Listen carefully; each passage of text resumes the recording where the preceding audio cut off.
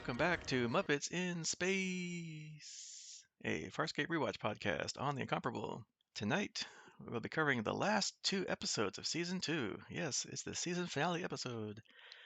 We'll be covering episodes 21, Liars, Guns, and Money, Part 3, Plan B, and the exciting, question mark, season finale, episode 22, Die Me Dichotomy.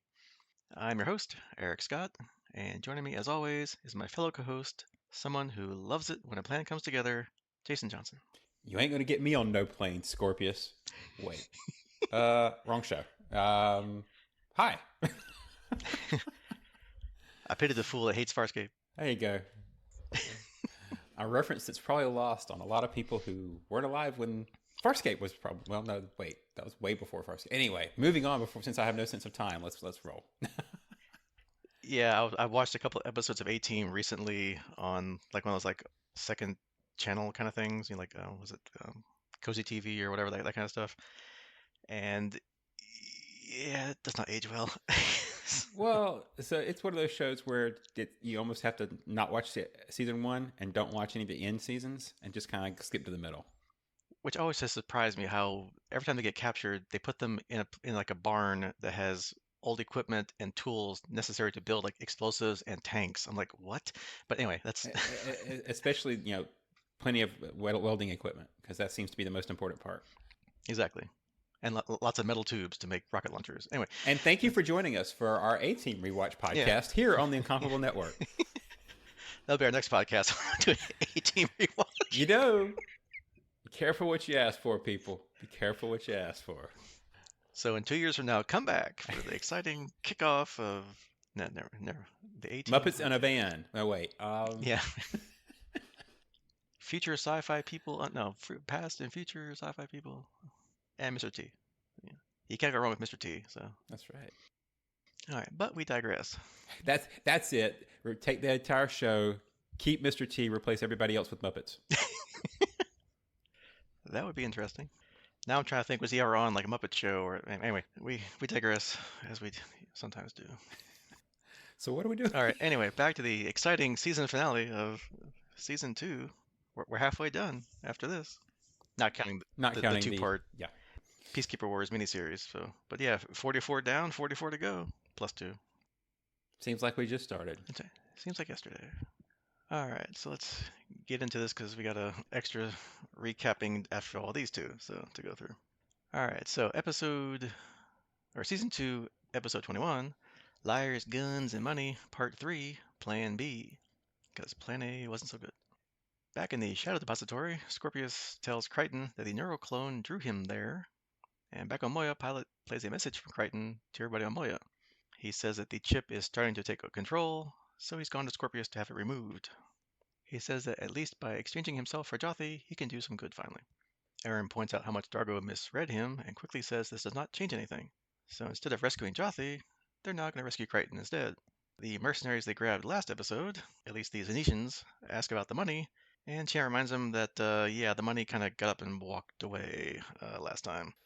It was burning a hole in their pocket. Yeah, or Moya, depending.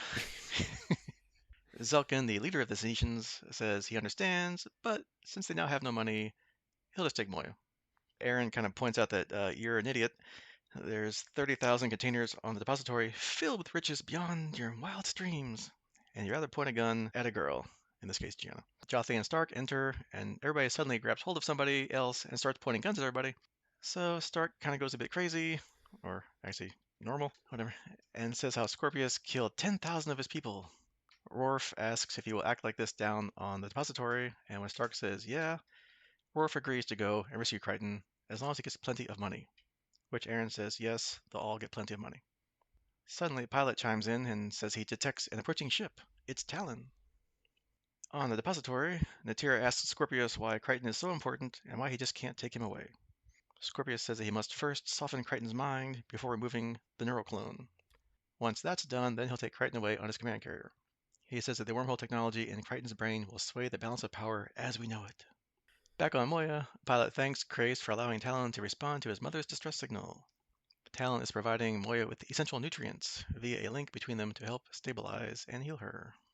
Aaron asks how long they'll stay, and Grace says in 2 hours there'll be nothing more Talon can do, and they'll leave. Aaron tells him of the plan to attack the depository, but Grace says he thought she didn't want to use Talon for violence. She says, well, yeah, but this is different. But Grace kind of rightly points out that there's always a reason for violence when it suits you. He thinks Crichton's already dead. Meanwhile, Stark is explaining the plan to everybody, but as always, they're totally confused. Later, Jotham is looking through Dargo's quarters when Dargo enters, apologizing for not speaking to him sooner. Jotham says it's okay. He doesn't know what to say either. Dargo asks him who cut his tankas, his, little tentacle things, and Jotham says he did. In a way, Dargo's done everything that ever happened to him. Jotham says he's interested in saving himself and won't help rescue Crichton. He's only just got his freedom back and he won't risk that now. Back on the depository, Scorpius goes into Crichton's mind, where Crichton is talking with the Scorpius clone when the real Scorpius shows up. He asks the clone if he's found the information, and when the clone says it was well hidden, but the chip is ready to be removed. The real Scorpius says he'll take Crichton on his carrier, and then paralyzes him. Aaron goes to Grace and says they're all going to die if he does not help, and says he can have anything he wants. Dargo, meanwhile, tells Jotham he was wrong to ask for his help, but Jotham says if it's Dargo's fight, then it's his fight too. Aww. Then the mercenaries come and talk to Dargo about the plan. Dargo says the plan is completely frelled, and they should use Moya as a distraction instead, and then storm the castle. I mean, the depository. Do they have a Holocaust cloak? Yeah, and they got set on fire too. So Mm-hmm. Aaron asks if they're all ready, and Selkin asks what happens if Crichton doesn't want to be rescued. She says, well, that's simple then. She'll put a bullet in his head and end it all. Meanwhile, Lieutenant Braca tells Scorpius that the carrier will arrive in 6 hours earlier than scheduled. Scorpius says he's always suspicious of good news and will remove the clone as soon as it arrives. As usual, his cooling rod overheats, so he orders the chamber to be locked down. Natira agrees but stays there and tells Crichton that she's never seen Scorpius worry about anyone before. Crichton tells her not to be jealous and invites her to look into his head and asks the clone just how Scorpius will kill her. Meanwhile, in another part of the depository, Worf and Bickish are there, waiting for Moya. Zan goes to Turak, the Sheyang, to ensure that he can produce flames. He's not having good luck with that, so he asks for some serum that will help him too, but that serum will also poison him. Meanwhile, Worf has found Crichton's location, but is attacked and captured by a guard. Scorpius and Acor question him, but he says he does not know Crichton and refuses to say why he's really there. Natera asks to take over the interrogation, and Scorpius says he should have listened to him. He was trying to save him. Natera says Worf has beautiful eyes, but Worf still won't speak. She, I guess, kind of sucks out one of his eyes, after which Worf is more than happy to tell him all about the plan. As you do. Yeah, as anybody probably would. Meanwhile, Dargo explains the new plan to everybody on Moya, and Pilot wishes them good luck. Scorpius begins a search, while Natera talks about the scenery to Crichton. She says he can get the chip out without being killed. She goes to take his soft blue eyes when Moya storms by, shattering the windows of the room. The transport from Moya leaves, and Aaron, Dargo, and Bekesh storm the entrance, killing the guards. Crichton, meanwhile, tells Natera that if she lets him go, he'll help her survive. Zan, Stark, and Turak enter the generator room, and she gives him a lethal dose of the serum. Aaron and Dargo and Bekesh finish all the guards at the entrance. Turak is still having problems producing flame when Scorpius and the guards arrive. He realizes that Turak's a Sheyang and can't shoot him because he'll just explode anyway. But knowing that, Turak commits suicide, blowing himself up along with the generator, which cuts power to the depository. Aaron, Dargo, and Bekesh enter the main area in the dark and kill the horde of guards waiting behind the door. Meanwhile, Natera ignores Scorpius' attempts at contact, and Crichton persuades her to go into his head. In there, the clone confirms that yes, Scorpius is planning to kill her. She says that she'll take the tranquilizer out of Crichton if he'll help her get away from Scorpius on Moya. The others finally get to the torture chamber to rescue Crichton, but Crichton's gone. Oops. Natira, Worf, and Crichton are escaping, but the clone is stopping him from leaving. The peacekeepers arrive and find the transport pod in the bay. They signal the Zenitians and strike a deal. On Moya, Zelkin puts a gun to Chiana's head and releases the flax, trapping the transport pod from escaping the planet. Meanwhile, Scorpius and team arrive, and Crichton shoots Acor. Crichton won't leave, though, and can't shoot Scorpius, so Natira runs off. Worf unfortunately gets killed, as Dargo, Aaron, and Bekesh appear. Zan, meanwhile, can't get through to Rigel, but Krace answers her instead. Talon has destroyed the Zenitian ship, disabling the flax, and Chiana, in a scuffle, shoots Zelkin. Aaron tells Rigel to go pick up Stark, Zan, and them, while Talon is finished. She tells Crace to target her comm and destroy the depository. Crichton says he's going to Scorpius, but Aaron says frell that and knocks him out, and they carry him away. Rigel's on his way to pick up Zan and Stark as the others enter the container. The transport pod picks up Zan and Stark as Aaron, Bakesh, Dargo, and Crichton lock the container. With Scorpius approaching the container, Talon fires and the whole depository goes down. And back on Moya, Rigel celebrates the money that was looted from the container, money that won't eat the ship. Hopefully. However, Chiana, Zan, and Stark sadly remind him that it was not without cost. Moya is still suffering from her burns and may never recover. Worf and Turak are dead, but Bakesh says that he'll ensure that their families get their share and thanks the crew for teaching him how to kill again. Aw, isn't it nice? So no good deed. Yeah. See, old dog, new tricks. Meanwhile, Aaron thanks Crace for returning as he saved their lives. He says he did nothing. Talon returned of his own accord, and despite what they want, he has a warrior's instincts. He then asks her how Crichton is. We cut to Crichton, who's seemingly going crazy playing one of Rigel's games, when Dargo brings Jothi to see him and thank him. Crichton says he's here, and he blames him for killing Scorpius, and he's been trying to do it. Dargo holds Crichton's face and asks what he's been trying to do. When Crichton says, Dargo, kill me. Please kill me. The end. Question mark. Some trivia about this episode. Crichton makes numerous references to young Frankenstein in this episode. During filming, Claudia Black received a blow to the face from John Adams' gauntlet during the bank raid scene because it was so dark on the set. I guess night vision is just for special effects, not for real people on the set. Anthony Simcoe was thrilled to receive his big gun, which Claudia Black referred to as his new toy. The gun was promptly nicknamed Mr. Sparky. And this is the first episode in which Crace and Pilot, both are played by the same actor, Lanny Tupu, have an exchange of dialogue. So that's kind of cute. All right, so that was our exciting conclusion to Liars, Guns, and Money. What did you think, Jason? As we've been pretty clear on, I think on several other episodes, we really tend to enjoy these multi-parters, and I don't think this was an exception.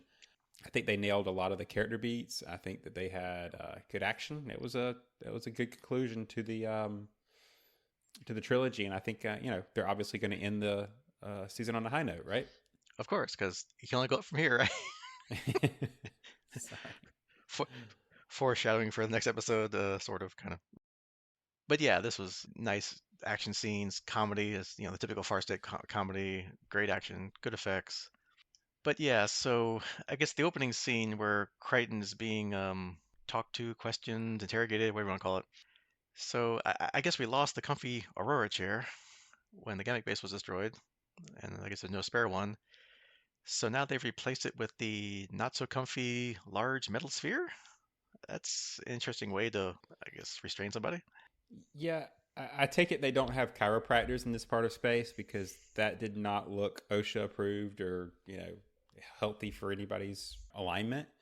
But maybe that's part of the softening process to get the. I don't know how throwing your back out helps your brain soften, but that was what Scorpius was after, I guess. Yeah, because that did not look pleasant, even as a prop on a set. Because Ben's like, basically bent over backwards on this thing, and I can imagine that. Yeah, you have to get him on there first. You gotta get the lighting set up fine. You gotta do the sound check. You gotta do all this stuff, and then a couple takes, whatever. So I can imagine he was really happy for that No, no. maybe hour or two or however long he's been stuck on that thing. Yeah, you imagine having to call for a bathroom break. I got to get off this thing. Yeah, someone come untie me because my back's killing me and I really gotta go. Yeah. So. And then we have our kind of fun, also beginning scene on Moya where I think they've done this a couple times before, where something happens and everybody starts pointing guns at each other and waving around like who's gonna shoot who first, and then Aaron and Stark, being his crazy or normal self, having to convince everybody to kind of back down and back off, and we're here for Crichton, right? Everybody's happy, right? Yeah, that scenario always makes for a good scene, right? I mean, you get the comedy slash tenseness of a standoff, and they're pretty good at it. But it does make you question why we're letting these people walk around with guns. It seems like maybe this crew is not mentally equipped. But anyway, it makes for a fun scene. Yeah, and of course, you can't disarm your mercenaries because the one guy's basically a walking rifle. He's got the gauntlet on his hands. He can't do anything to him. And then all the pirates, you're not gonna. They're pirates. Come on, they're gonna have guns on them. And I guess a kind of another callback from last episode. I, I found it odd but funny that Rigel is now carrying Durka's head around on a stick and it's like waving around and talking to it. It kind of reminds me of Jeff Dunham, the ventriloquist, one of his characters, like Jose Jalapeno, who's a jalapeno on a stick.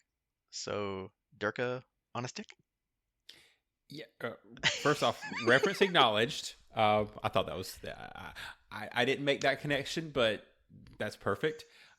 It is kind of dark, and I was not prepared for Rigel to walk in with a dirk on a stick. I mean, that was just they got me with that one. I didn't see it coming. Yeah, and it wasn't like a one-off thing. He kept doing it throughout the throughout the show up until I guess No, it was he had to leave to go on the mission. But up until that point, he's walking around talking to him and waving around. maybe that's not the last we've seen of it. Right? He'll just kind of keep it up in his quarters somewhere. Uh, that might start smelling. I don't know. Or I'm sure they can treat it with something. It's Farscape. They'll figure it out. yeah, you put some like shellac on there or something, some clear That's coat, right. whatever. It'll be fine. Put it in the fridge between, Between comedy bits, yeah, his little stage show he travels around with. Anyway, yeah, right.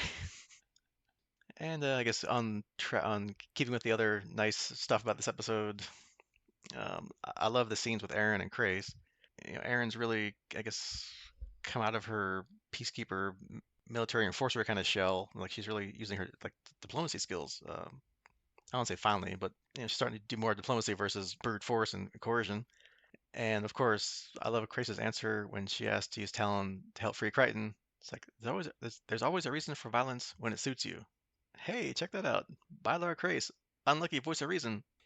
yeah. Talk about shedding your peacekeeper personality. I guess it's this episode. Crace almost seemed out of character to me. He was so helpful, non-antagonistic. So it'll be interesting to see if they continue down this path with him in future episodes, or if kind of it's a one-off and they go back to the antagonistic Crace at a future point. Yeah, because I guess him saying that Talon, like it was Talon's decision to come back and help versus him. So it was either just like, okay, fine, I can't go against the ship, I'll just deal with it. But that was after the fact. This was before. Right. This was them So helping. So yeah. yeah, so it's like, is he playing an angle? And we'll talk about it in a minute too. Another thing that happened, but yeah, it's like, or maybe it was next episode. But anyway, but yeah, is he playing something? Is he again have his long game that he's playing them out or something? But yeah, so we'll see. But it's interesting. He's done like yeah, almost a complete 180, or maybe like a 135 maybe. You know, Yeah, not quite, but yeah, more than you'd expect, right? I mean, this was not the character we expected from season one. right. And of course, Stark has yet another completely comprehensible, totally perfect. Everybody follows it. No, of course not. It's a completely complicated plan that no one has a clue what the hell's going on. So, he keeps saying it's a silent count over and over again, and they're looking at each other like, "What are you talking about? I'm supposed to count while I'm being shot at? What? Huh?" Which, granted, some of the mercenaries aren't the sharpest tools in the shed, nor have they really worked together before. So, yeah, you're not gonna have that finely oiled machine of teamwork and silent counts and it's like, why not just use the encrypted comms that he did before, right? And of course, in the end, Dargo's like, nah, screw it. Frontal assault. That's what we do best. Let's just do that. So my question is, why is anyone listening to Stark at all anymore? I mean, the guy's obviously crazier than Crichton with the Scorpio chip. I mean, while I'm enjoying this insane version of Stark, or maybe again, I had different impressions of Stark from the first time we met him, and thought he was some, almost a Zan-like creature. And I feel like every time he trots out now, he's just a little more off than he was before. So it's very interesting and enjoyable. It's yeah. Don't listen to the crazy guy. Yeah, I mean, pretty much his crazy is the normal for him. There is no, yeah, like he started out kind of, I won't say lucid. Well, even that maybe. Even though he was tortured for 2 years, he still made a lot of sense the first time we saw him. Ever since then, he's gone off the rails more and more. So yeah, Yeah. yeah. He now, to be fair, he did get dispersed in there somewhere, so there was that. Yeah. Yeah, and I guess he did do the Obi-Wan, feel the pain of 10,000 voices crying out suddenly, so okay, he's probably a little upset. Maybe that made him a little more discombobulated. I don't know, but yeah, he's really struggling to keep any kind of shred of sanity at this point. I don't know Yeah, which. he's definitely not bobulated. Yeah. So yeah, it's like who's fighting for who to be more crazy, him or Crichton? It's like yeah. And then we get to all the good action bits of this episode, which is what a good half of it probably. We got some nice combat scenes when they storm the front entrance, and Dargo stops using his qualta blade, I guess because it runs out of charge or ammunition, whatever you want to call it, and gets the Mr. Sparky BFG. So- Yeah, so funny note there. I actually thought Jotham was fixing to turn sides on him or something here, and I thought he'd sabotage the Qualta blade because they made a big deal about the Qualta blade, him holding the Qualta blade earlier in the shows. Anyway, obviously I was wrong, but it was an interesting thing that I thought maybe he was the sabotage there. yeah, because we still don't really know where he's at either. Yeah, and then they've managed to insert some Farscape comedy by having Aaron's night vision not work exactly properly, so kind of like the fading in and out, or like taking like snapshots and like almost like a bad strobe light kind of thing but yet she manages to kill all the guards. So so who's worse, peacekeepers or stormtroopers for shooting? So, given that Aaron was a peacekeeper, I would say stormtroopers. But if you look at these blaster marks, they're way too accurate for sand people. So I'm guessing that sand people are worse shots because there were shots in stormtroopers, and stormtroopers are, Anyway, yeah, sand people. My answer is sand people. Can't hit the broadside of a sandcrawler. Yeah, that's pretty much Yeah, it. there you go. But yeah, it's just funny how it's like after it's all done, she's like, let's come on, they're all dead. She's like, oh. So it's kind of fun.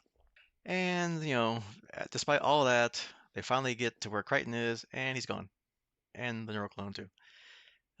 So it's kind of funny that Crichton, meanwhile, is doing his own way of escaping. He's pretty much conned, or not conned, basically flat out told Natira, hey, help me escape, because otherwise Scorpius is going to kill you, right? And if you don't believe me, go ask him. Or Yeah. actually ask the fake one, but still. And that worked out real well for her, I'm sure. Yeah, because she went, after Crichton lost it and couldn't kill Scorpius, she ran away somewhere. So, like, we didn't see her again, did we? So, did she No. escape? Did she get, when the depository fell, the big tower fell down, did she get, who knows, right?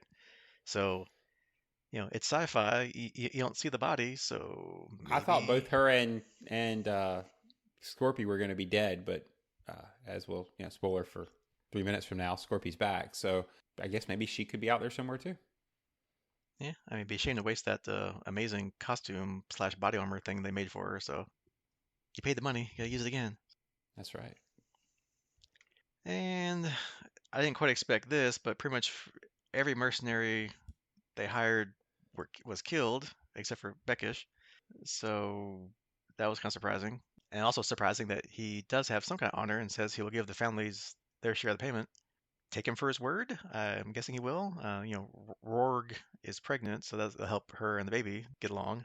I don't know how he's going to find any other Sheyang to give some money to, but hey, what the heck, right? So It was definitely a regular cleanup of the NPC characters, right? We get to start over with a clean slate of new allies. They're going to have to go out and forge because we killed off all the other ones. yeah, and you can't kill off the main crew, right? I mean, that'd be stupid to kill somebody from the crew. I mean, so you got plenty of these extra guys. Yeah, well, Yeah, I'm sure we'll go into the next season with everybody in good health. yeah. I mean, no one kills off main characters back in the early 2000s of a TV show. No one does that. Nope, nope. And the big final conclusion, the neural chip is pretty much taken over Crichton completely. That last scene where he's fumbling around and he's lost it, and then like he's begging Dargo to kill him because he can't kill himself. I mean, that was like, man, wow. That was some amazing acting. I really felt, for Crichton at that point. And I'm sure him asking for somebody to kill him won't come up in the next episode, given the title, right? I mean, I'm sure we don't have to worry about that anymore. Yeah, because it's time to get the chip out, right? So what could possibly happen? Everything should be just perfect. It's Farscape. Things go according to plan, and things just happen perfectly all the time. Right. Yeah. And if you believe that, yeah, we're done with the podcast. Good night. Yeah, yeah. So, We'll stop right there. Everybody lives happily ever. All right. No, wait. One more to go. So let's jump into season 2, episode 22. Die Me Dichotomy. So we start off with Rigel going to give Zan her spoils from the Shadow Depository when she suddenly lashes out at him because he's thinking about money when they burn Moya. He tells her that they're all taking a few bits and they're using the rest to pay for any fee to a healer, located by Crace and Talon, who can help Moya. She then apologizes for misjudging him. Crichton, meanwhile, is seeing visions of Scorpius in a mirror and smashes it repeatedly with his fist. Aaron comes in to calm him down and reminds him that he must fight it. They're going to see if the surgeon can remove the chip, and she tells him that he must be strong, that there's no Scorpius here. He agrees, but we see him morph back and forth between himself and himself as Scorpius. The diagnosin and his assistant Grunchuk are assessing the damage to Moya, and Grunchuk says that it looks good. They should be able to help. Aaron asks how much it will cost, and Grunchuk says 12,000 kretmas, which they say is outrageous. Grunchuk then pushes the price up to 15,000. Chiana asks why the diagnosin wears a mask, and Grunchuk explains that he gets diseases through inhalation. Any bacteria can get into his nose and mouth simultaneously, which would kill him. And I'm sure that will never come up ever again. So No. Definitely not a Chekhov's bacteria. Rigel attempts to have a word with Crichton, but he hits Rigel in the face, and again we see the image of Scorpius Crichton. Dargo is talking to Jothi, and Aaron tells Rigel that she'll take care of Crichton. Dargo wants Jothi to have his Tinkas restored, but he mutilated himself because of his hatred for his father. Chiana comes to talk, and Dargo snaps before leaving upset. Grunchuk is again raised the price, and it's now 20,000, so Zan and Stark are forced to agree to it. yeah, I mean, you better pay it now because pretty soon you're going to run out of money from your big score last time. Yeah, probably should have agreed at 12, don't you think? Yeah, right. 12, great, do it. Crichton is reconfiguring a comm outside of pilot's control. He says it's to eavesdrop on Crace, and says that the Scorpius in his head is under house arrest. Aaron wants him to stop, but he says that as long as he stays busy, the Scorpius clone leaves him alone. Aaron says that the diagnosin will look at him after Moya's healed, and reminds him of the word hope, which he brought to this ship. He says that he'd be lost without her. She's worked her way into his heart. They both say, "I love you," when Scorpius Crichton whacks her head against the wall, knocking her unconscious. How rude. Yeah, tough love. Crace is telling Talon that Aaron cannot be blackmailed. If she is to join them, it'll have to be of her own choosing. He says that if she joins them freely, they'll tell her the truth. Talon detects a signal, a special pulse code known only by Peacekeeper captains and above. Jothi goes to stop Crichton, who's sending the signal, and tries to tongue lash him, but Scorpius Crichton catches his tongue and throws him against the wall. Dargo enters and tongue lashes him from behind, successfully. Down on the planet, Stark and Crace come to support Crichton, while the diagnosin sees what he can do. He looks at Crichton's brain, which is covered in black tendrils, the neural clone. Grunchuk says the doctor doesn't know what he can do. He doesn't think he can remove it without killing him. Meanwhile, Dargo goes to help Stark numb Moya and again snaps at Chiana. Aaron and Crichton are looking at bodies stored by Tokat. Crichton asks if he said anything to piss her off, but she asks if he's serious. They are interrupted by Zan and Grunchuk, who says he thinks he's found a match for Crichton. Zan says it's an abomination against nature. The specimens are actually still alive. Grunchuk responds that they are frozen a microt before death. None of them would survive restoration. Crichton asks if it's possible that they're near Earth, to which she replies she does not know. Dargo and Stark are dopey from the anesthetic which they use to numb Moya, while Chiana and Jothi are in Pilot's den. Jothi says that Dargo wants to use his money to settle down and live on a farm, but he says he wants to live loudly. Chiana says that she supposes he meant just him and Jothi when a high pilot shows a DRD recording of Dargo prating his proposal to Chiana. Rigel and Grunchuk are eating when Aaron enters and asks how long it'll be before they start Crichton's surgery. Grunchuk says it'll take about eight arms. The doctor wants to supervise the healing of Moya first. Rigel tells her to leave as he talks to Grunchuk about securing passage off of Moya, since she won't be able to starburst for a while. Crichton asks Zan to join him in Unity so that he can show her what he wants to say to his friends and family should he die. She goes to initiate Unity, but Scorpius Crichton grabs her in a mental leak, saying that the 12th level Pyo could break the bond, but she's only a 10. Meanwhile, Crace asks Aaron what her next move is since Crichton could die here and the others are talking about what to do next. She says that he must have a suggestion. He says Talon needs guidance and has chosen her and that he agrees with that decision. Before she can answer, Talon informs Crace that Crichton has left Moya in his module. Crichton tells Aaron not to come after him since he's not in control. Crace says that he's broadcasting their location to Scorpius and that he must be stopped. Aaron thanks Crace for his offer, then goes after Crichton. Crace gets Talon to block the transmission as best he can. Aaron addresses the chip in Crichton's head since he's clearly not in control. He says that she won't kill him because if she fires, she'll miss. Zan is in pain on Moya, telling Stark that Crichton is gone. His body is filled with horrific evil. Crichton's taken his ship into the atmosphere where he has had more flight experience. Dargo reminds Aaron that Crichton has said he'd rather die than go to Scorpius, so she cannot hesitate. She said, "Why should you?" And he says because in their positions were reversed, he would. Scorpius Crichton loses her by flying through some canyons, and when she comes out, he appears flying above her. She tries to plead with Crichton, but Scorpius Crichton says she doesn't realize the extent of Crichton's misery. She says that he must recognize she is the superior pilot, to which he agrees, and she tells him to land. Scorpius Crichton says he has no alternative and proceeds to attempt to land on top of her prowler, smashing through it with the landing gears. She announces that she's under attack and is forced to eject. Her prowler crashes and explodes, but the descent brakes in her ejection seat auto-ignite, so she initially appears to be out of danger. Scorpius Crichton informs her that she's not over land, but rather over a frozen lake. Crace implores her to get free, however she can't as her harness was jammed in the crash. She has nothing to break it with and can't divert her landing either. As Scorpius Crichton starts to gloat, John takes control, saying that she has to get out of the seat. However, Aaron confirms that she has no way to get free. She says all of her options are gone, and she hopes that Crichton meant what he said in the neural cluster, because she did. As the others on Moya listen on and Crichton watches in horror at what he's done, she crashes into the lake, resurfacing only long enough to call Crichton's name before falling back under the water, where she drowns. We cut to Aaron's funeral performed by Zan as the crew pay their respects. Dargo gives her his qualta blade, and Rigel gives her his medallion, saying she is more worthy of it than he, and asks her to be at peace. Zan finishes her prayer as Crichton goes to her and asks Dargo for his knife. Reluctantly, he hands it to him, and Crichton leans over, asking for her forgiveness, and says he loves her. He kisses her and cuts a lock of her hair, and then says he's ready. They diagnose and tells Crichton he's not responsible for Aaron's death, but Crichton says he is. Grunchuk explains that the doctor is going to cut the tendrils and then remove the chip, but since they have no map of what functions are in what part of the human brain, they diagnose and will probe his brain, and Crichton must tell him what memories he wants to keep.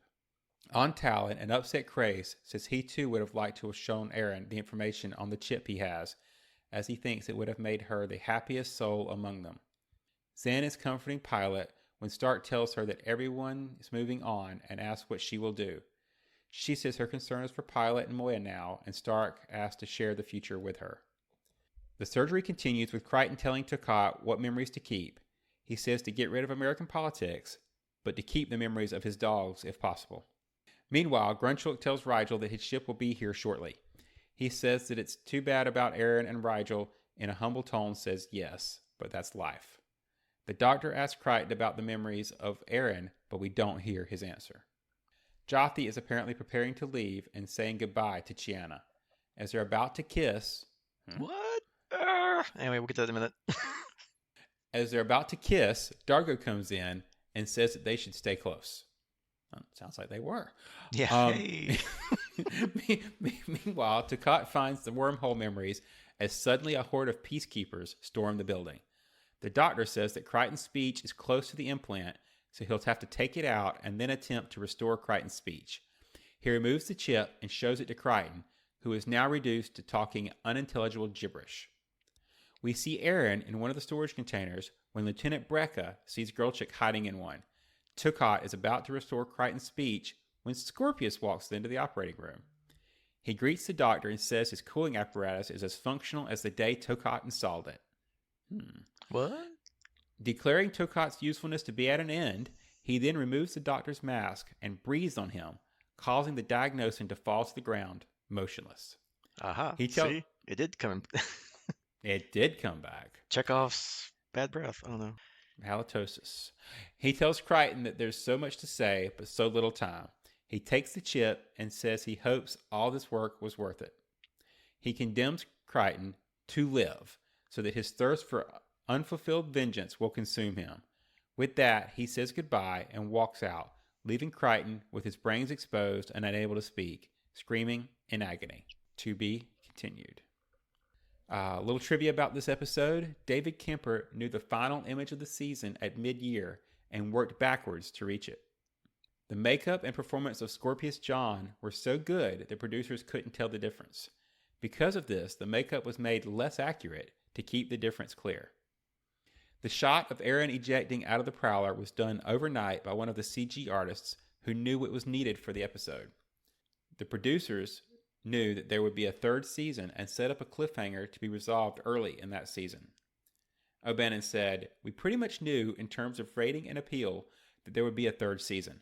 We came from nobody knowing we existed to the fan base starting to gel at the end of season 2. The only thing that was always a variable was the financing for it.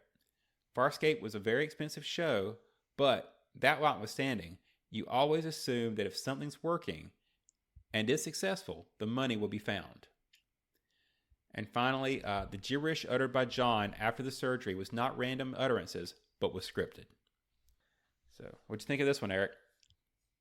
Yeah, as we kind of hinted at obliquely before, this episode kind of frustrated me to some degree. There were good bits, the healer and his negotiator who keeps, ramping up the price every time and will do just about anything for money. That's always fun. Scorpius John was fantastic, both visually and when Crichton was kind of talking like Scorpius at times. That's which I guess led to the producers trying to change up a bit so they wouldn't get too confused. And then of course the ending with the neural chip finally being removed, but then of course stolen by Scorpius because hey, why not? And leaving John kind of really in the horrible place on the table with like his brain, half his head open and not being able to talk. Most everything else was for some reason really annoying and just frustrating. I mean, I guess a couple things because John's already done things to fool them before as he's not himself, but they keep falling for it. Kind of annoyed me. And what really made me mad was what is going on with Jothi and Shanna? Where did that come from? I there's there was no hint of that. It just came out of nowhere and it just made me really, really mad. I don't know why, but what do you think about it? So, yeah, I definitely agree with you on the Jothi China. I'm hesitating to say the word plot, but okay.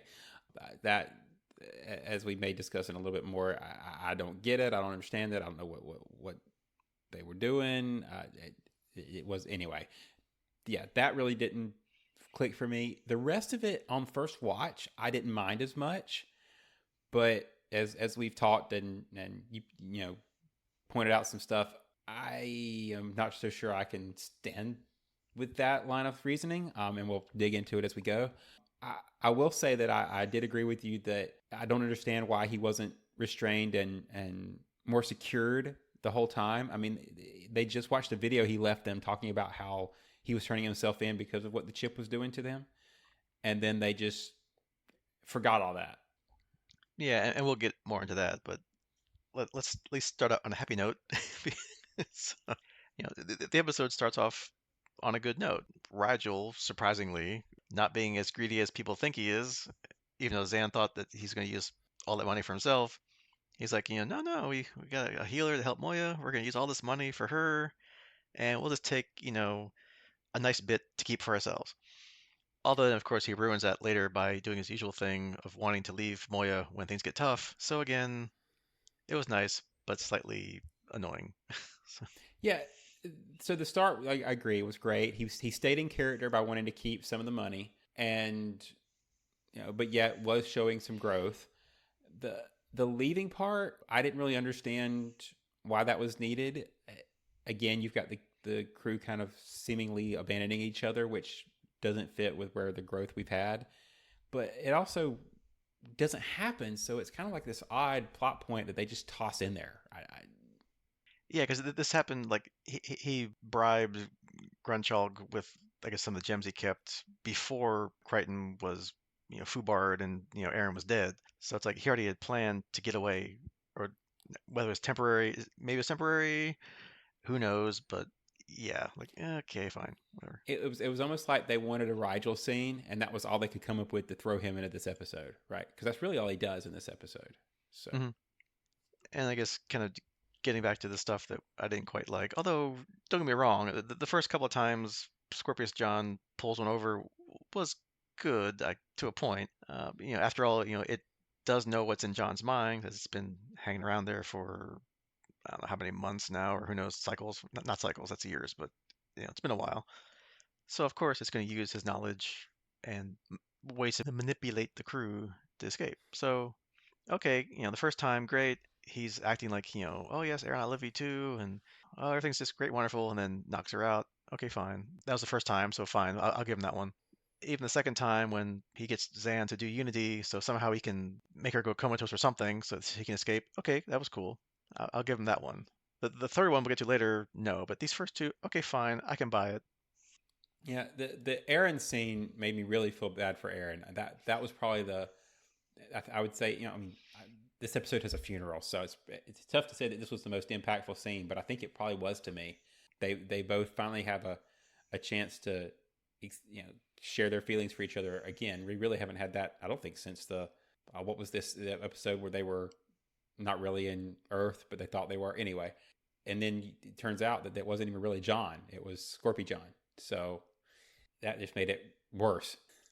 Yeah, because while it's true, they haven't actually said it. So yeah, it's like, is it really? They have It's still true, but it's under false pretenses, right? So it's Yeah, kind of even. Yeah, and they haven't both said it at the same time. Is what I guess where I was going, right? right. Yeah. So and that's still true because it wasn't really John. So And then we get to the part I think really set me off, so to speak, was like the final time he pulls one over on them. So you so know, you're saying we should just land the plane here? yeah, haha.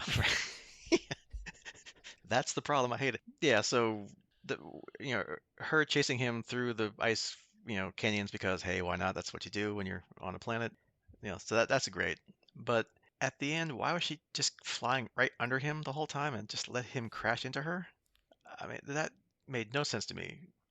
Now, I get it where, he's coming out of the sun, so maybe she couldn't see him, but I mean, come on, these are spaceships with sensors, radar, lidar, whatever. So no, I don't buy that one. She's not that stupid. And her dying, come on. We know she's not dead. The Aaron Crichton relationship is one of the core things in this whole show. So that was just like a waste of a quarter of the episode, in my opinion. Yeah, so I'll definitely agree with you here. And this is one of the places where, as we've talked about it, I think you've changed my mind on a lot of the episode because we've established she's the better pilot. And even if Scorpy John is better than she is, she's not that bad of a pilot. And she basically turns into, I don't know, a rookie here at this point for not, maybe it was the fact that she didn't want to hurt Crichton, but like you say, she stayed in a bad spot and let him land on top of her. As far as the funeral goes, I will mention I honestly was expecting it to be a head fake, right? Like I thought we were gonna have this whole setup, especially when Dargo tucked in the Qualta blade, right? I was like, oh, this is not really happening, and this is in John's head or something as they're taking the chip out, and yeah, they got me because I guess it's real. I don't know. Yeah, I mean, as we'll find out when we get to season three, we'll see. But yeah, I mean, yeah, there's tons of ways you can, and they will, get around this. It was a cold lake, so probably hypothermia, or she maybe put her in a little state, temporary stasis or whatever. This doctor Diagnosion creature, they freeze people right before they're dead to use them later. So yeah, that's the easy way out. So yeah, I mean, you know where it's going. It was just it didn't really had any tension because it's like yeah, it's not really, but oh well, it is what it is. And and also because we do get some mystery for a future plot line. Krace has some chip he wants to give Aaron that's got something important on it that we don't know what it is that will make her the happiest soul among them. So A, she's not dead because otherwise why drop that nugget out there if it's useless, right? So that's not gonna happen. And B, that was kind of cool. So like we said before, he's kind of done a 180 or almost a 180 from the as the opening credits go, the insane military commander that's hunting him, right? So he's really progressed in the last two seasons from where he was when he started. Yeah, I still don't trust Crace, but maybe I'm not supposed to, or maybe I'm just holding a grudge. I'm not really sure. We'll find out, I guess. Yeah, because it's like too good to be true. Like he's got some angle, because otherwise why would he bother, right? It's not just Exactly. because Talon wants another person to help him with stuff. It's like Crace, there's something there he's got that he's going to use probably, just because that's he might be mostly good now, but that's the mostly part. There's still something there that's not, so we'll Yep. see. But back to fun things. So we kind of go back and forth here. So back to things I liked. The surgery scenes with Crichton were funny. It's the typical Farscape stuff. It was kind of funny how they had no idea how a human brain works, so they don't know what's tied to what. So it's like what this do? And it's like they flash back to something of which memories he wants to keep. So he's like oh, those are my dogs. Please keep those if you can. What's this? Oh, that's 70s and 80s American politics. You can lose that. That's fine. Yeah. And we get the neat spot where they find his memories of Aaron, and the questions, they leave it up in the air whether he decides to keep it or cut it. Does he want to live with the pain, or but no, does he want to keep the good memories? That was a nice Farscape touch too. hmm Yeah, it gives you a little dramatic tension too for next time when hopefully he does regain his memory and speech and whatever. We'll see. Or he could just do the next two seasons. Blah, blah, blah, blah. Yeah, yeah. Talk gibberish that can't be translated by the translator microbes for the next 2 seasons. Good luck. Yeah. And then we, surprisingly out of the blue, learn that Dargo has prepared a marriage proposal for Gianna. So that actually surprised me because given the tension in the last couple episodes, including I think it was this one Yep. too, that yeah, so that was kind of out of Eh, nowhere. but I'll put that in the good column. Mhm. I like the idea. That's Yeah, positive. Yeah. So surely they can't mess that up. yeah, because they were really happy when they first met each other and had all the sex, all the stuff before. They're really having a No, good time. It's great, wonderful. I'm sorry. I should say I don't think the writers could mess that up, right? I mean, we're doing Yeah, good. and then sorry folks for going back to what I hated. Then suddenly Shanna and Joffrey are almost making out. Like what what the frell? What are you doing? This came out of nowhere. I think. I mean, I didn't see anything up to this point where they're like giving each other like the coy side eye and the checking each other up and down or something like that. So suddenly I'm like, what are you doing? Yeah. This one was almost. It was definitely my least favorite part of the episode. I will say that right up front. It's like they were wanting. It was like a last minute idea. Oh, we want to do this for the cliffhanger for the season. Get this into the final instead of spending time setting it up. I mean, I'm with you. I didn't see it coming. We have no real understanding of it from Chiana, right? She doesn't. They don't do the homework. They don't build the relationship. They don't have any tension. They don't have any indicators. She's only known Jotham other than Dargo's picture, and their closeness should have had her siding with him. And all of a sudden, yeah, Yeah, that's a good word. Yeah, because yeah, I don't know if they had to cut like a scene or something, or they maybe set something up, or but I don't even know how you could. But yeah. I Again, would take that over just what they left it with. But well, and again, we're lingering on a bad point here, probably more than we should. But I would have this could have been something that instead of if they hadn't had that little bit in this episode, and they wanted to do it, you could spend the first half of next season setting it up in the background, right? Like you say, the looks, the sending them on a mission together, or having them talk because her and Dargo are fighting, or he and Dargo are struggling. You could put in the work and spend the time building it up, and then it means something when it could be the mid-season cliffhanger or something. Here it's unearned. Mhm. All right, so enough of the bad stuff. We'll do Yep, walk it away. one more fun Farscapey thing, which I loved about this episode. The final scenes, the healer finally gets the chip out, and of course, Crichton's a gibbering wreck. So, and of course, because it's their seed ending cliffhanger, of course, who shows up? Scorpius, because you have to, right? And we do learn some more good little Farscape nuggets. The healer, I guess, came up with that cooling rod in the head thing. So thank you for that gross visual, but hey, good job. And of course, Chekhov's halitosis, like you called it. Scorpius takes off the diagnosis mask, breathes on him, and seemingly killing him, or not. We don't know. He, no one said, "Oh, he's dead," so you never know. Oh, they need another doctor. Yeah. And of course, the fun part where Scorpius just taunts Crichton, it's like, "I will leave you here to suffer." To the pain. Oh wait, Yeah, no. yeah. So yeah, leaves Crichton a gibbering wreck, and leaves. It's like, good luck, see ya. Yeah. Again, they knew they had another season, and or expected they had another season, and they did a good job leaving us hanging. Right, this is a great. Just despite our qualms with the episode, this was a great cliffhanger setup to get us into the next season. So, bravo. Yes, I'm glad they. Well, I don't know how firm they knew they had the third season, but I'm glad they did because otherwise this has been a really bad place to leave the series if if this Oh was it. yeah, So, yeah. And I know you said we're done with the bad, so don't count this as a bad. This is just a thought, I guess. I'll leave it with on this episode, and that's my lingering question about the chip. hmm So we've got a Scorpius in John's head, hmm and it is basically taking almost full control of him at this point. If it has full control of his body, it was intelligent enough to tell Natira the real Scorpio would kill her, then I find it interesting. It doesn't have any self-preservation to keep it from losing its body and just being taken out as a storage device. Now it's just a hard drive. Yeah, it could have just left and kept John's body. Yeah, good point. Hmm. Although if Again, it although maybe it's like the that like base programming like the three laws of neural chips whatever it's like he has to obey the programmer so I don't know but yeah, and that's probably it. It just that was my lingering thought was what if I were a robot AI stuck in somebody's head and I got control of their body, would I want to be taken out? yeah, although who knows, right? We don't know. Scorpius walked away with the chip but now he's got to plug it in somewhere or do something to try and get the information out so maybe neural Scorpio doesn't want to give it up.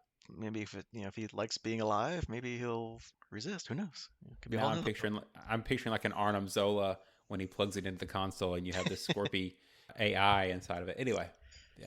little bad 8-bit Scorpio on the Mm-hmm. screen. Yeah. All right, so let's wrap up these two because we got to wrap up a whole season here in a minute. So overall, I guess this is a good 1.5 episodes. Obviously, the one being Liars, Guns, and Money trilogy. They bring home the third act of that one. It was pretty tightly scripted. Great action, great acting, especially by Ben at the end there, like flipping out. The finale, as you can probably figure out, about half a good episode. The whole middle or next to ending act with the whole John Aaron thing and Aaron's funeral weren't necessary, in my opinion, and just a waste of what they could have done, possibly. And of course, the whole Jothe and Chiana thing just made me really mad. But everything else, great, and it sets up a wonderful, hopefully, season three. Yeah. So you won me over. I'll say by the end of the discussion, I was less enthused, and I think I've said enough on the last one, so we'll just leave it where it is. But I will say that I really think they seem to be nailing the multi-parters, right? I mean, these trilogies have been rock stellar, and their multi-parters just seem to be where they shine. So bring on more of those. Yeah, it's almost like the three-parter, which you really really see in modern or even back then TV, is probably the better way of doing things. Because usually it's like a two-parter, where it's like they have to kind of where it's a three-parter, they have time to like draw it out. They got the opening bit, like the big tension, like Empire episode 2 kind of thing, and then they bring it home on the third one. So that gives them a lot more time to really work it and make it solid. And so far, both their trilogies that they've done this season have been fantastic. Yep. Speaking of things that were fantastic, let's jump into the big, well, or not big, we'll see, review of season 2 here, since we're all done with the season now. So season 2 kind of started off a little hit or miss, as we'll get into, maybe with some of the lowlights here, but really improved quickly. We kind of got past most of the tropes from season 1. I say most, like when things get tough, various crew want to leave, i.e. Rigel. They're less infighting than they did, except in this time when Dargo's sniping at Gianna, and I guess she then runs off to Joffrey. But anyway, happy stuff now. But they're getting better at this. They're usually mostly using external characters to bounce off of and make the crew upset or mad or whatever, which is great. Yeah, I mean, pretty much. I thought season 2 was, I guess, as good as or better than season 1. Yeah, I'll agree. We were pretty clear in some of our dislikes, but yeah, it got up there. Um, So let's, I guess, take a trip down memory lane. So let's do some of the lowlights first, because we have to end on a high note, right? So pretty much right early on in season 2, the taking the stone episode, that was just bad. Overall, bad, really bad. you can't see me, but my hands are up over my head though. That's the only thing that we've kept out of that thing that makes it any good. Otherwise, the whole thing is just ridiculous and stupid.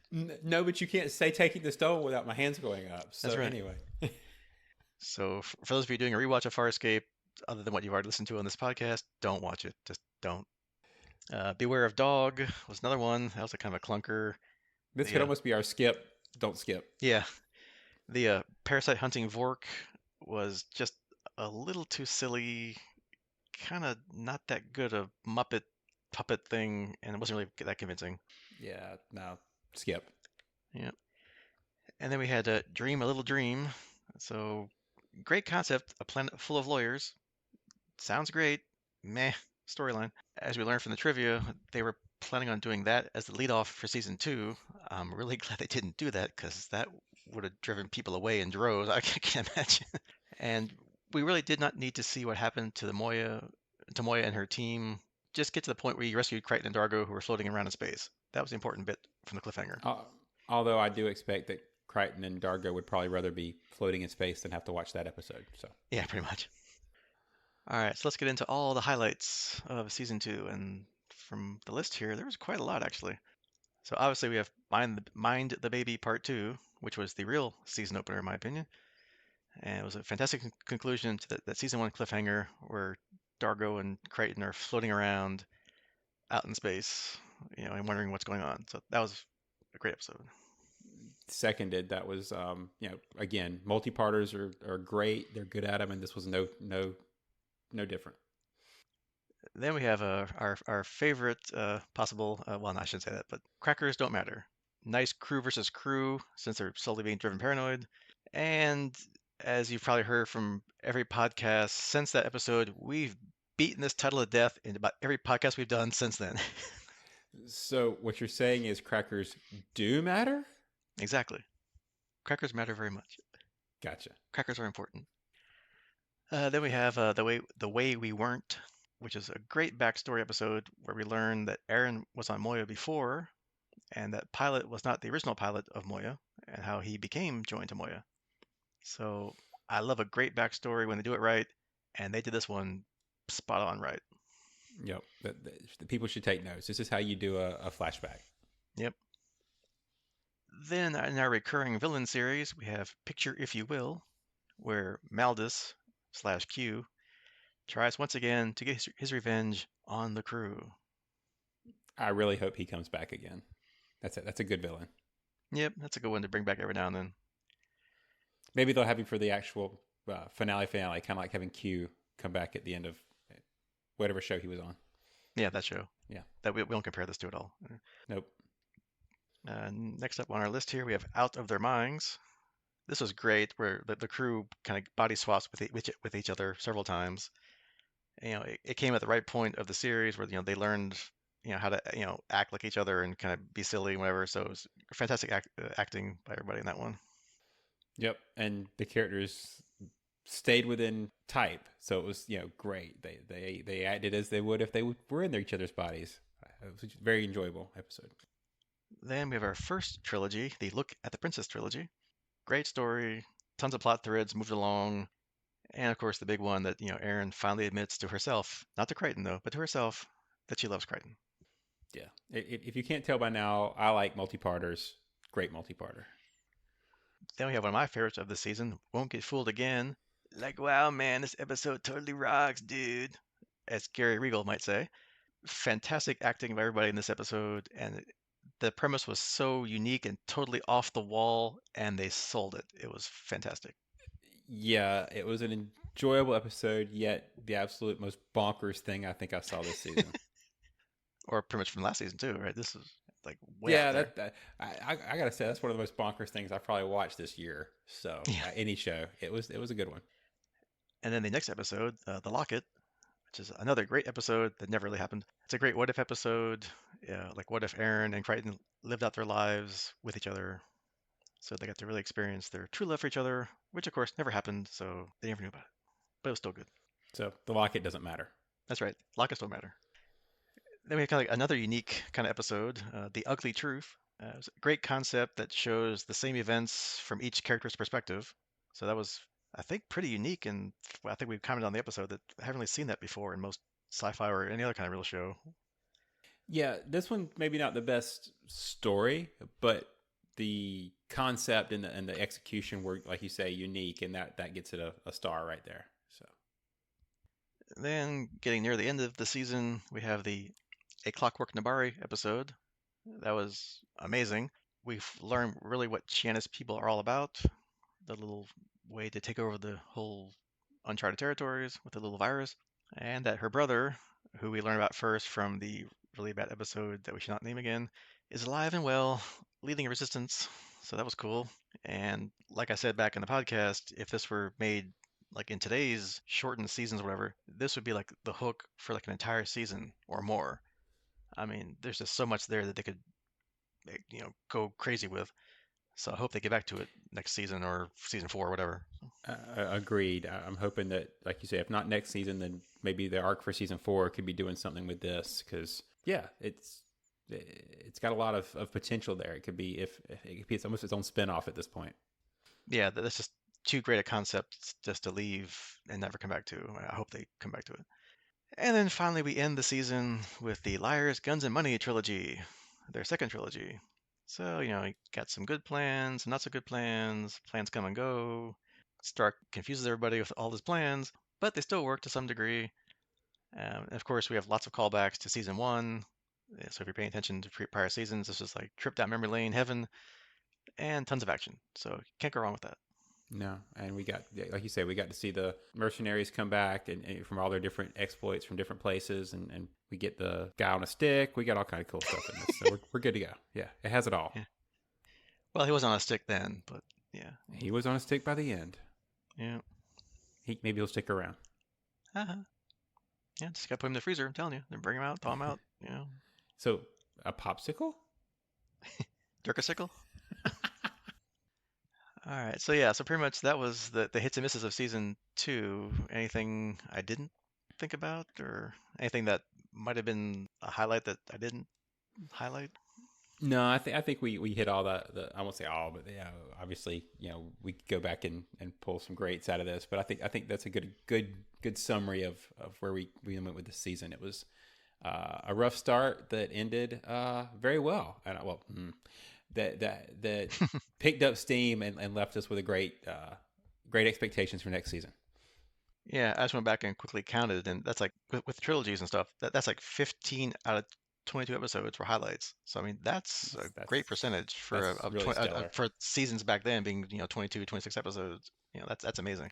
Yep, and we could have a whole discussion about does that make for better odds than an 8 episode arc where one leaves you with fewer, right? I mean, we got a lot of good episodes, even with that many clunkers that we picked on a little bit. The number of episodes overall gives you a good season to have some highlights from. I agree. All right, so next time we jump into the exciting season 3 kickoff. We hope, I really hope, with episode 1, Season of Death, ooh, and episode 2, Sons and Lovers. That's SUNS, like sun in the sky, not SONS. Like anyway, Thank I hope so. goodness. Well, hopefully, I don't know. Maybe. I don't, anyway, not gonna go there. Don't want to go there. Ew, gross. Don't go there. So playing our guessing game. So season of death. Well, let's see. Aaron's dead. The healer's dead. Stark maybe dies again. Who knows? I don't care. But yeah, I mean, it's you're coming off the cliffhanger, so you have to wrap up all these threads. So you gotta get Crichton, talking normal again. You gotta put his head back on, top his head back on. He can't speak gibberish for a while, although, like you said, that could be kind of hilarious. But no, that's not gonna work. Aaron's gotta get revived. After that, we'll see. Who knows? As for sons and lovers, no idea. I know we have that Jothi Chiana love affair thing going. No, No, no. no, no. I can't. No, I can't. So maybe that carries on. Oh, please no. But knowing Farscape, it's probably something completely different. And please, please, please be something completely different. Or and just go with me on this. Maybe everybody dies and we get a whole new crew. So Or they all get dispersed. Is that... yeah, or we get the same crew but reincarnated. I got nothing really. I got nothing. We'll see next time.